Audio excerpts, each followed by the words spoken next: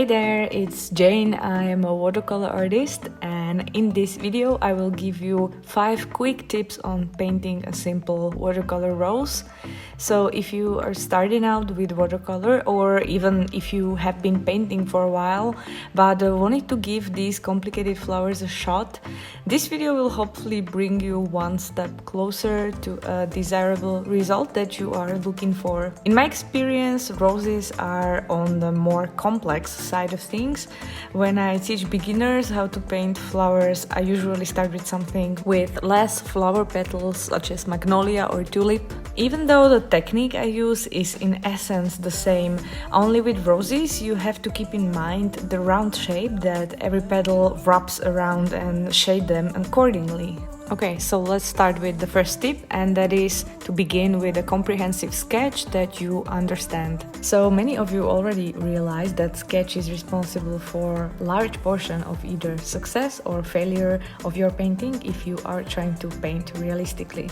My rose is pretty simple, and I chose a reference with fewer petals for better clarity. It's not hyper-realistic, but I would still like the painting to be clear to the viewer, as this is a rose. The more petals the flower has, the more messy it gets, and in that case you can't really get trapped in details too much. And what I try to keep in mind when sketching are large areas. And this is what I mean when I say the sketch needs to be comprehensive. You need to know where one part of the flower ends and another one begins. Otherwise you will get lost the moment that you'll start painting shadows, because you simply won't be sure where they go. So I will find the visually largest areas and sketch them first. For example, the whole center of the rose is one area, and then the large petal at the bottom is another area, pretty secluded from the rest. For another one is the petal on the left, and that is quite a standalone area to be blocked. And then the group of petals behind the center of the rose. For now, let's consider it being one area. These are general large areas that I sketch, and once they are all placed on the paper, I will slowly try to break them down into smaller flower petals and folds. Once my sketch contains every petal that I wish to include, I erase redundant lines that might distract me and only keep the ones that are clearly defining the edge of every petal. I will also mention the sketching materials here. I like to sketch with color pencils because they do have a softer touch than graphite pencils, and they don't smudge. And also this color remains hidden underneath the painting. You can choose to use watercolor pencils too, in which case you will lose the lines completely when water touches them later, but this is not my choice. Sometimes I lose them prematurely and I want to actually see my sketch during painting process. I should warn you though, because either watercolor or color pencils are hard to erase, and so in this regard they have a disadvantage over graphite pencils. I erase a little, but mostly I just sketch lightly enough so that I don't have to. My second tip is to use an underpainting. This will be your first watercolor layer and will help you with two things. First of all, wetting the whole paper at once will stretch the fibers and will reduce weird curling that sometimes occurs when painting part by part. And second, this very light wash of base color will bind the whole painting together. When you paint a complex subject, such as our rose definitely is, you run the risk of paying attention to only one part of the painting at the time, and even after hours of dedicated work, you might just find out that it doesn't fit together all that well. Let the underpainting dry completely, and we are at my third tip, which is to use a darker background.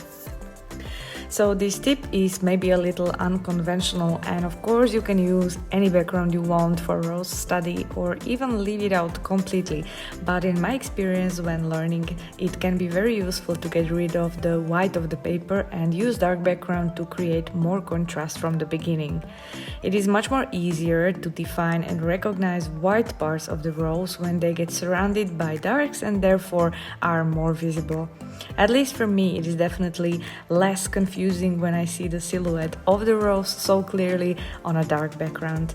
You might even appreciate the dark background later when painting shadows on the rose, because now your eye has something to compare the tone of those shadows towards, and you are less likely to end up with insufficient contrast in there. What can I say? I love using dark backgrounds, especially with very light subjects such as this one. For this study I used indigo and Prussian green, and I was making sure to focus the darkest paint around the flower.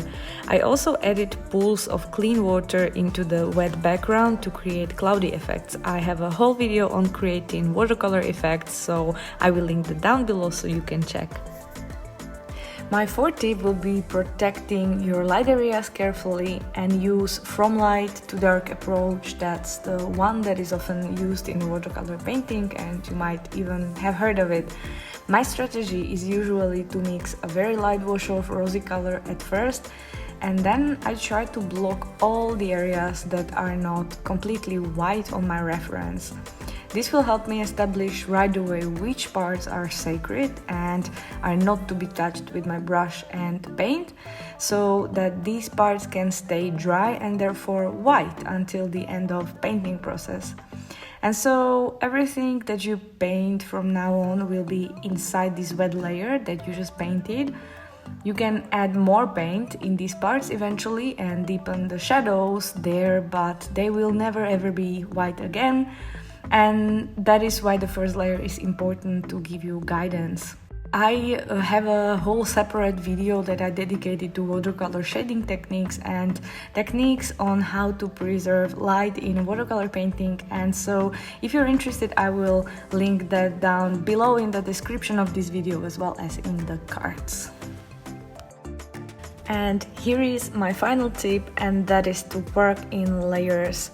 Never expect to create depth and detail in a single layer of wet paint, and be impatient and continue adding paint before the previous layer dried. It is a bit longer process but also safer approach to work slowly over a couple of layers and always wet on dry.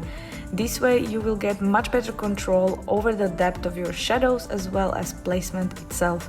And this goes of course for realistic painting when you expect some details from the painting. At this stage, having the whole flower wet at once causes individual flower petals to melt together in one large blurry mess. Rather than risking this, you should consider getting a hairdryer if you don't have one already, and dry every wet area as soon as you successfully place a new layer. If the shadows still doesn't look deep enough, or you want to add a hint of another color such as pops of yellows or blues here and there, just paint another layer on top of that and then dry it again. This is the beauty of painting in layers actually. However, this approach can fail you if you are working on a student grade paper made of cellulose. Student grade paper usually doesn't handle more than 3 layers very well, and so I prefer working on 100% cotton paper when making a study or a painting such as this one, because I know that besides my underpainting and background layer, I will be doing at least 5 more layers until I am done shading the rose. But if you are okay with using 3 layers, then student grade paper is just fine. Alright, my hope is that some of these tips will help you conquer this scary flower, as for me personally no flower is as scary and intimidating as a rose. Maybe only peony gets harder. If you feel the same way, let me know in the comments. Maybe it's just me, but I find faces much easier than this particular topic. But all the more fun I have trying to figure out how to make this work in a painting, and so I'm really glad that I had the opportunity to share this footage with you, as I painted this particular rose during a very busy workshop and I was never sure if the video will be any good and usable. Thanks a lot for watching this video, and I would also like to thank my patrons that helped me run this channel successfully, and for their encouragement and being part of my small community really matters a lot to me. So I hope you enjoyed. Please give me a thumbs up and subscribe to my channel if you didn't already, and I'll be very grateful for your support, and I'll see you in my next video very soon. Bye bye.